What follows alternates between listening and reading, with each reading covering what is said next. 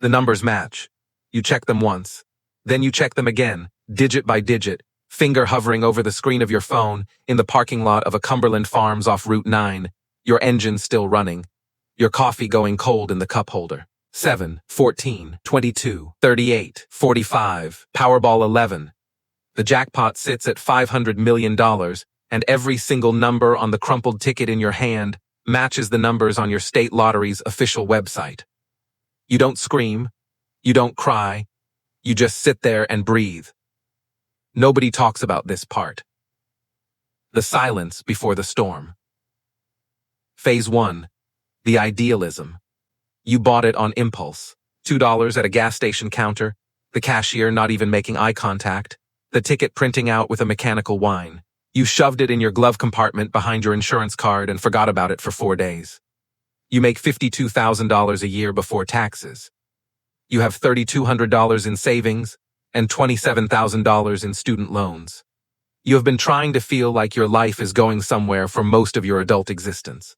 Now the piece of paper in your hand is worth $500 million. Your brain cannot hold the number. It refuses to. $500 million is not a number a human mind was built to feel. It is an abstraction, a quantity that exists only in spreadsheets and corporate balance sheets and conversations you were never supposed to be part of. And yet there it is. Yours. You tell no one. Not your roommate sleeping 20 feet from where you sit.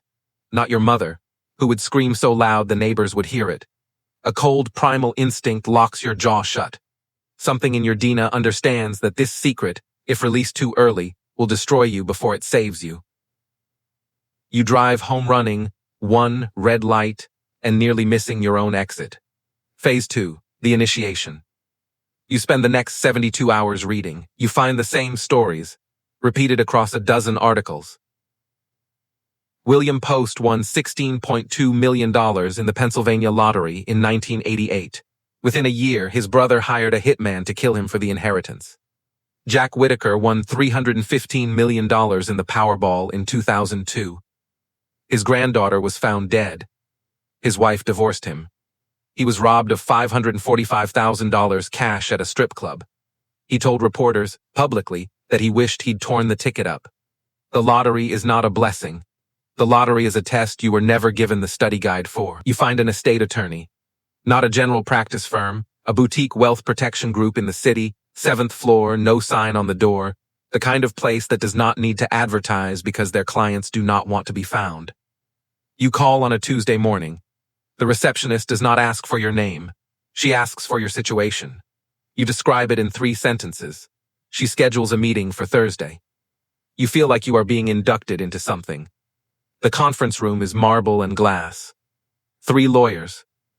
You slide the ticket across the table. They examine it without expression. One of them confirms it is valid. Another begins explaining the structure you will claim through a revocable trust, an LLC registered in Delaware, a name that cannot be traced back to you.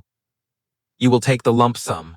After federal and state taxes, the number lands at $181 million, deposited into a private bank account at a wealth management firm in Lower Manhattan that manages $40 billion in assets and does not accept clients with less than $5 million in investable assets. You sign papers for 6 hours straight. Your hand cramps. You tell yourself this was the hard part. You are wrong. Phase 3, the immersion. Within 2 weeks, $181 million sits in an account you can access from your phone. The balance does not feel real.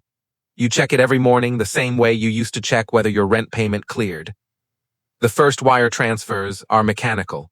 Student loans, $27,000. Gone in 11 minutes. Credit card, $8,400. Gone. Your parents' mortgage, a Wells Fargo balance your father has been paying down since 2003, $194,000. Transferred. Your mother calls that night, sobbing. She says you are her miracle. Your father gets on the phone and goes quiet for a long moment before he says he is proud of you. You feel it then, for exactly 4 minutes. The warmth of it, the righteousness. Then it fades, and what replaces it is something you did not expect. Guilt. Clean, cold guilt. Because you lied about where the money came from. because the version of you they are proud of does not exist. You quit your job the following Monday. You tell your manager you need time to find yourself. She nods as if this makes sense. Your coworkers throw a party in the break room. Store-bought sheet cake, plastic forks, a bottle of Freixenet someone grabbed from the corner store. You eat a piece of cake and think about how these people will spend the next 40 years doing exactly this. And you think about the $181 million in your account, and the combination produces a nausea you cannot name or place. You carry a dying pothos plant to your car and never look back. Phase 4. The power. First class to Tokyo. Business class had no seats available, so you paid $14,300 for a private cabin at the front of the plane, with a door that closes and a seat that reclines into a flat bed, and a meal service that begins with a hot towel and ends with warm chocolate fondant. You sleep for 9 hours above the Pacific Ocean. You check into the Park Hyatt Tokyo. Room 4901. The skyline stretches in every direction like a circuit board lit from inside. You spend $1,100 a night and stay for 11 days. You buy a Patek Philippe Ref 5726A at an authorized dealer in Ginza for $62,000. The salesman wraps it in felt and places it in a box the size of a shoebox. You wear it on the train back to the hotel. You feel the weight on your wrist and understand for the first time why people spend this kind of money on mechanical objects. Not for the time, but for the permanence. The idea that something in your life now costs $62,000 and will outlast you. You could get used to this. You do get used to this. That is the problem. 3 months in, business class feels ordinary. 4 months in, the Michelin-starred tasting menu at a restaurant on the Amalfi Coast, 18 courses, $480 per person, a 2-hour wait for a reservation you got in 19 minutes because money buys time, tastes like food. Just food. The thrill has a half-life, and it is shorter than you imagined. Every upgrade shrinks the gap between expectation and reality until there is no gap left and therefore no joy. The money is working. You are not. Phase 5. The reckoning. Her name was Sarah. 8 months in, before the ticket, she was just a person you were falling for. After the money, she was a person you could never fully trust again.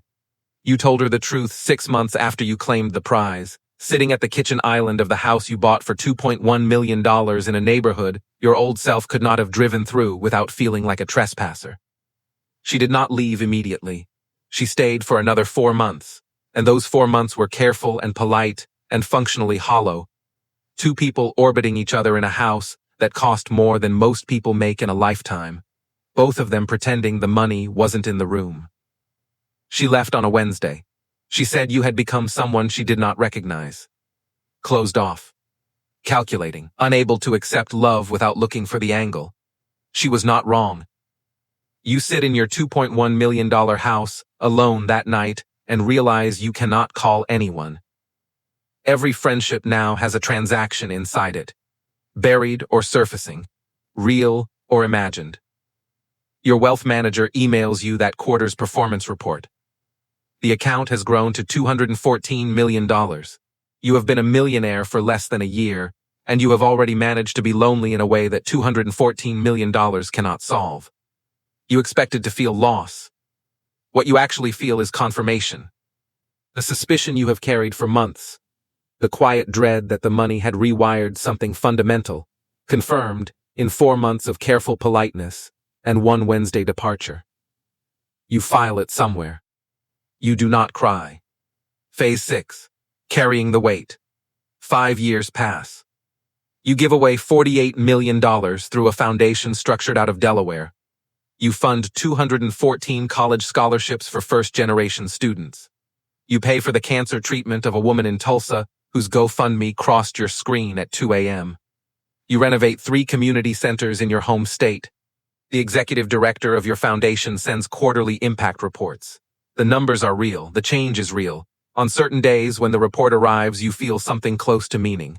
But the loneliness does not leave. It moves in and rearranges the furniture. Your account, after all the giving, after all the spending, has grown to $290 million, because money compounds at this scale the way poverty compounds at the other end, silently, mercilessly, without your participation. You check the balance. You feel nothing. The ticket sits in a safe deposit box at a private vault in Manhattan. You look at it once a year. 7 numbers. A $2 piece of paper that tore your life in half along a seam you never knew existed. Everything before, everything after. You cannot go back to the person who drove home on a Tuesday night with a crumpled lottery ticket and a dying hope that something would change. That person is gone.